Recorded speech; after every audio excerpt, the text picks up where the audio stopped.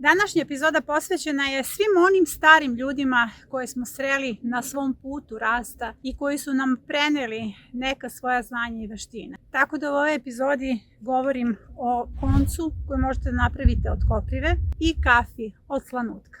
I mene su naučili i ja vam prenosim kako ja to radim. Evo, ubrala sam koprivu, ovo su dovoljno debeli štapovi i dugi. Bitno je da konac bude dug. Sada ovo ide na čišćenje i na sušenje. Ovako je potrebno da očistite potpuno držku koprive. Vidite, ja imam baš lep primjerak, zato što će ovo biti i dug konac. I sada to ide u rernu. Konac od koprive je vrlo čvrst. U pitanju je biljka koja se nalazi u vašem okruženju. Jako je bitno da znate neke veštine, jer često me je upravo ovaj konac spasio. Najvažnije od svega je da savladate one veštine koje vas vode ka nezavisnosti, dakle ne morate da kupite konac i da tu veštinu prenesete i svojoj deci. Neke veštine jednostavno umiru i najvažnije je da ih sačuvamo. Za početak je potrebno da pronađemo koprivu, ja je imam i u svojoj bašti. Ako je nemate u svojoj bašti, nađite je u okruženju. U rerni sušite kratko, prerežete i dobijete jednu ravnu traku. Sada je potreban češalj i čekić. Čekićem ćete blago da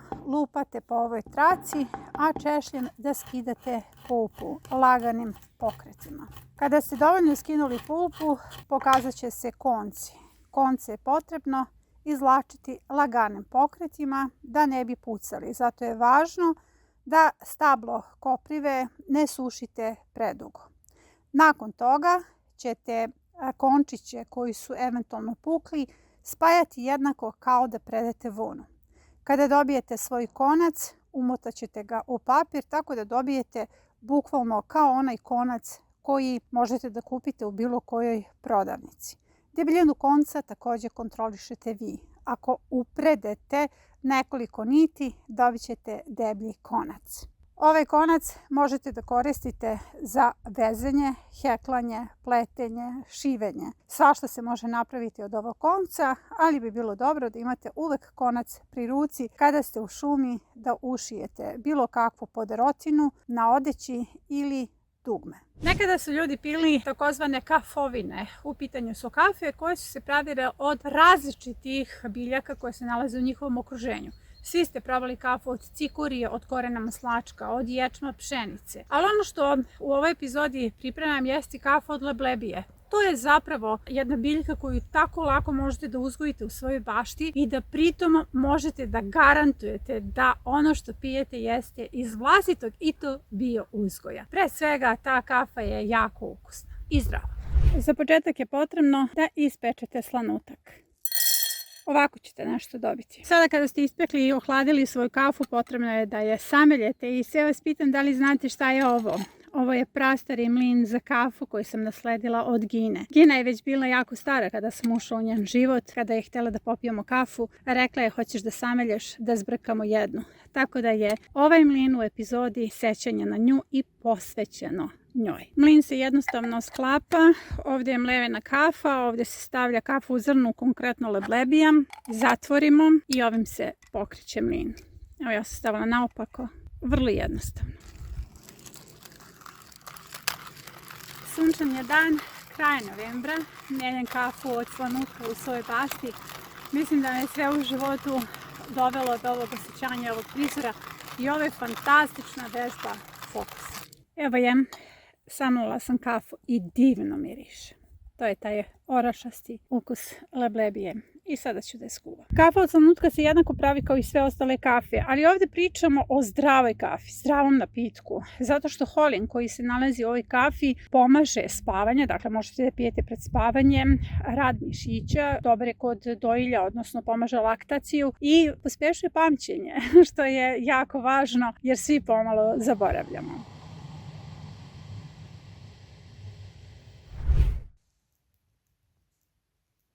I moja kafa gotova.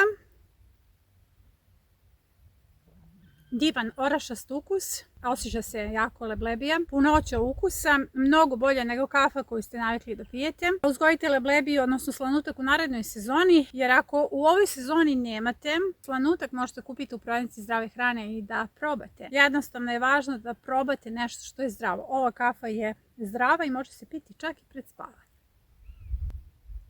Što se uzgoja slanutka tiče, on je vrlo jednostavan. Samo je potrebno da ubacite seme u permamodel i nakon toga berete plodove. Ono što je nezgodno jeste čistiti slanutak, ali znate, ne može sve u životu da bude lako. Od 10. decembra primorci ulaze u setvu graška, boba i slanutka. U pitanju je presada kao prvi turnus za februar. Za setvu možete da budete kreativni i iskoristite ove čašice od glava suncokreta.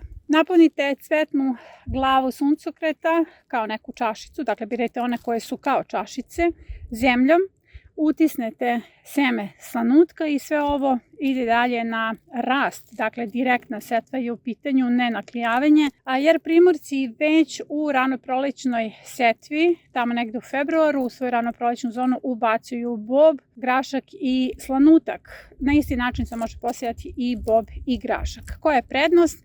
Dobijate nešto kao seed bombs koji samo ubacite u svoje permamodele vrlo jednostavno i na taj način ste dobri planeti i reciklirate. Sada zamislite da je ovdje nikao slanutak, ja sam na kontinentu, meni je rano da sejem. Samo spustite u gnezdo čitavu čašicu, odnosno ovu cvetnu glavu suncokreta i to je to. Imate pravi seed bombs koji se razgrađuje. U svom životu učila sam puno, naučila sam svašta, da kalimim, sadim, sejem, popravljam. Naučila sam da mesim hleb na 101 način, da heklam, šijem, pletem. Naučila sam sve ono što me je zanimalo i što sam vidjela kao izvor svoje nezavisnosti. Naučila sam i da predam vunu, naučila sam da pravim konac od koprive. Ono što ne znam jeste kako se pravi konac od lana, zato što lane uzgajam. Tako da evo, to je na neki način izazov za sve vas, da naučite druge kako se pravi ono što su vas naučili vaši stari. O tome je reč u današnjoj epizodi.